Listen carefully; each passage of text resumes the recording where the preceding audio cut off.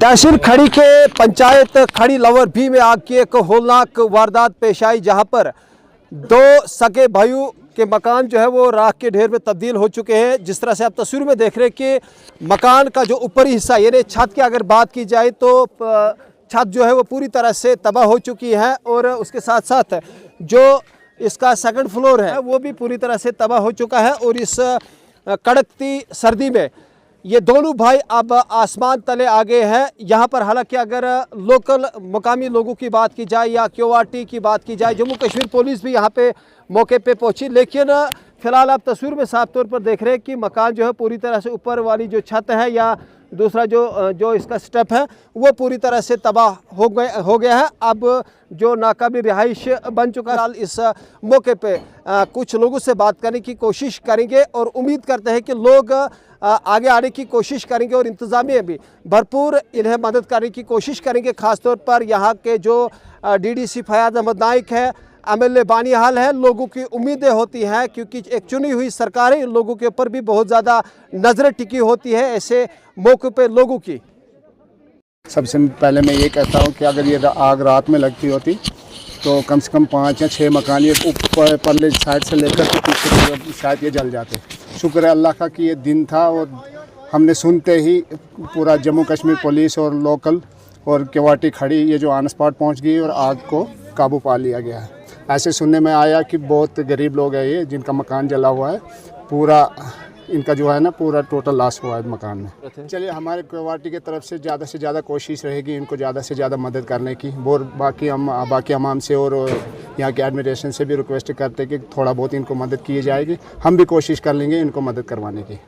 शायद 1:50 पे ये हमको कॉल आई, जैसे हमको पता लगा कोर्ट खड़ी में आग लगी एक मकान में। हमने अपनी टीम उसी वक्त 5 मिनट के अंदर हम यहाँ पे आए, आग पे हमने काबू की। यहाँ पे मकामी लोग और यहाँ के जो बुज़ुर्ग लोग काफ़ी ने मेहनत की।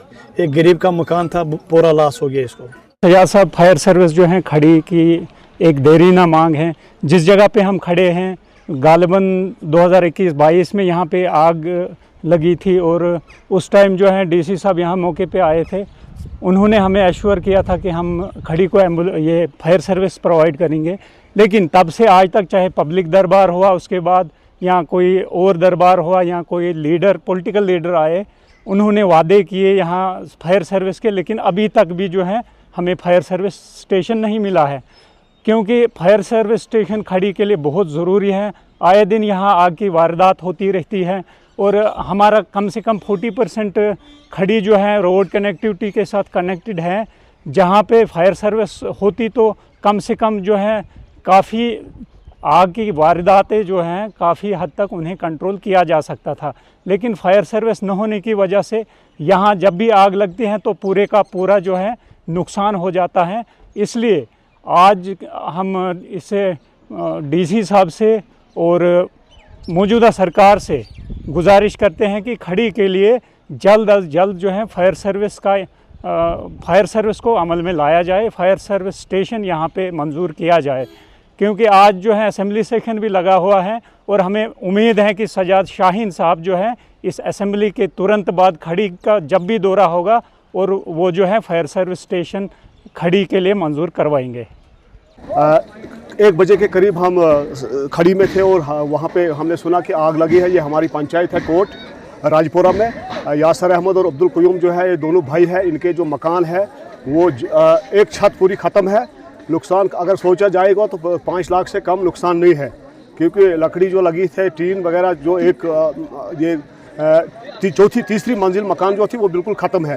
तो मैं डिस्ट्रिक्ट एडमिनिस्ट्रेशन डीसी साहब से, तहसीलदार साहब से, एमएलए साहब से और डीडीसी फयाज साहब से रिक्वेस्ट करता हूं कि इनकी भरपूर हेल्प किए जाए। जी शुक्रिया, आप लोगों का शुक्रिया, आप यहाँ आए और हमारे हौसला अफजाई की। यहाँ पर आग नमूदार हुई लगभग 1 बजे के करीब, 12:30 बजे 1 बजे के करीब। तो यहाँ कोई पता नहीं लगा किस तरह आग नमूदार हुई। ये हमारे पड़चाचे हैं, तो इनको ये गरीब है बेचारे, इनको आग लगी, वो खुद काम पे हैं। उनको 6 बच्चियाँ हैं, लड़का कोई नहीं, उनको लड़कियाँ हैं खाली। अरे सब इसमें कितने लोग रह रहे हैं इस घर में? इस घर में 2-3 फैमिलियाँ रह रही है जी सर। तो लेकिन जिनका ज़्यादा नुकसान हो उनका अब्दुल क़यूम नाम है, तो उनको बच्चियाँ हैं, खुद गरीब हैं, तो टांग से भी थोड़ा उनको प्रॉब्लम है, काम काज ज़्यादा भी नहीं कर पाते। तो हमारी अपील होगी एडमिनिस्ट्रेशन से कि उनको थोड़ी हेल्प किए जाए। आग का कुछ पता चला किस तरह से? कोई पता नहीं चला, बस यहाँ आनन फानन जब हुआ तो हमें बिजली पता। थी क्या? कोई बिजली उस वक्त मेरे ख्याल में बिजली नहीं थी, तो आनन फानन जैसे ही हुआ तो हमें पता चला, तो लोग सारे जमा हो गए। लोगों का भी तहे दिल से शुक्रिया जिन्होंने हमें बहुत हेल्प की, आग बुझाने में बहुत सहायता की और मदद की, इनके लिए बहुत बहुत शुक्रिया। नुकसान कितना हुआ है आग के कारण? जो आग लगी थी 2 मकान साथ में आए हैं, तो कितना अंदर मकान बच गया है या फिर एक छत जला हुआ है? एक का तो थोड़ा ऊपर छत जला और एक जो अब्दुल कयूम है उनको सब कुछ जल गया, अंदर से जो सामान वगैरह था सब कुछ जल गया। निचले वाला जो पोजीशन है उसमें कुछ होता ही नहीं है, ऊपर वाली पोजीशन सारी ख़त्म हो गई, दो मंजिल ख़त्म हो गई।